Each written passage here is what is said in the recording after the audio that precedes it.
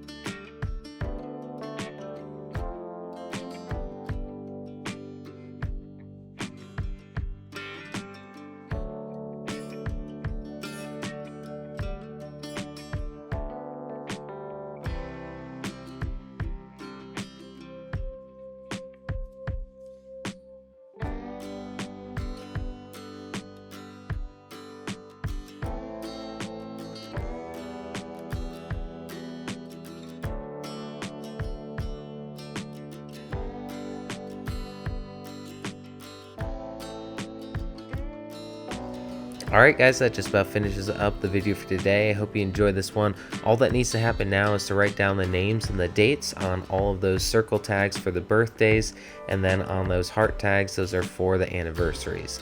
So I'm actually going to leave those blank because this is a gift for someone else, and I'll let them fill that out. I've really enjoyed using this laser cutter and engraver the last several weeks to just make some quick gift ideas that are really fun and easy to make, and that laser cutter really opens up a lot of new possibilities that would just take a ton of time without it.